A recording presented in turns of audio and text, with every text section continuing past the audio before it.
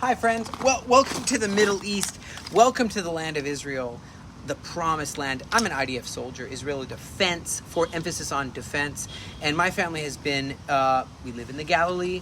We have a front row seat to the escalating attacks by Hezbollah in my country, and for the past 8 months or so, even more. Iranian-backed, Iranian-funded terror group has launched rockets, drones, and missiles at Israeli towns, forcing tens of thousands of civilians to flee their homes, to run away.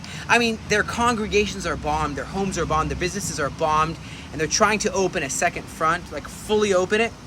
I fought in 2006 against Hezbollah, and it was horrible.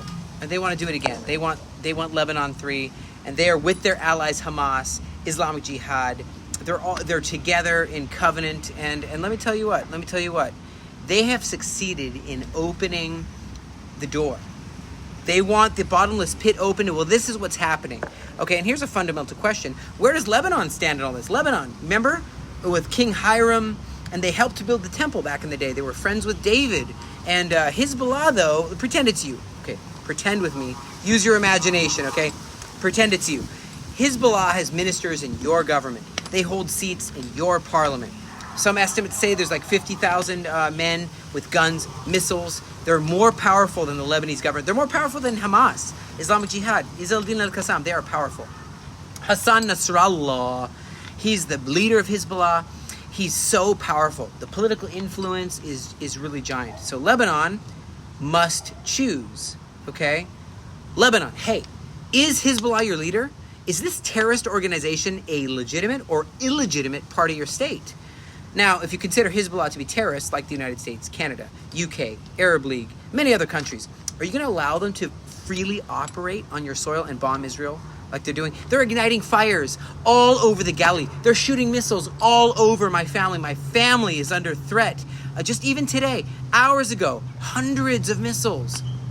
Why aren't you, Lebanese guys, people, why aren't you joining the international community, sanctioning and dismantling this terrorist group that's occupying? It's like an infestation of termites, okay? Why aren't you getting rid of this? Spray the termites.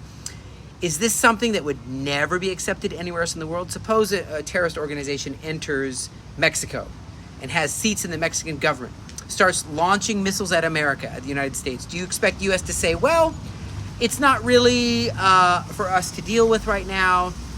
It's the decision of Mexico. Mexico's not responsible, but they did allow them in. It's their own problem, but they're shooting us with missiles. Look, I'm tired of foolishness. Are you tired of foolishness? Giving Hezbollah free reign to rain rockets on my kids. Every single attack they launch against Israel, and the world is not standing up against them in the UN. Nowhere. No one's standing against them. Come on. They are putting a devastating conflict on the Lebanese people. In 2006, the Lebanese tried to fight them. Before 2006, and it didn't end so well. And they have some memories from that. So what we want to do, we want to say, look, do we have to go in and what? Damage all of his... Do we have to take Lebanon back to the Stone Age? Okay, is that what we have to do? It will ruin them. Billions in damage to their infrastructure. Is that what we want to do? We did it in 2006. Is that what has to happen again? If you consider Hezbollah to be a legitimate part of Lebanon's political system, then they have to be held responsible for their action. 1,000 rockets, 2,000, 3,000 rockets shot from Lebanon on Israel. You have to take responsibility for what you do. There's no difference right now between Hezbollah and Lebanon. There's no difference. And we have to fix this. We have to say Israel has the right to defend itself. And if the Lebanese army is like, doesn't matter, and Hezbollah continues to assault Israel, then it's going to affect everyone. And it's really, really bad. If they continue to have immunity to operate however they want, all the airports, the airport in Beirut, the Lebanese state itself, everything will be fair game, and it'll be affected by my counterterrorism efforts. I will have to fight, I will have to fly, I will have to parachute into Lebanon. And I will have to handle this. That's what I do. I handle stuff. Okay, we're watching closely along the blue line. Do you know the difference between the lines, the colors? Check it out if you don't know. We can see Hezbollah's rockets in the tunnels. We know where they're coming from. We know how to stop them. And it's time to deal with this. And I'll tell you, it makes me a little bit mad that it's my own home being shot at, my own children. And I know that we're dealing with Hamas and Islamic Jihad, but enough's enough.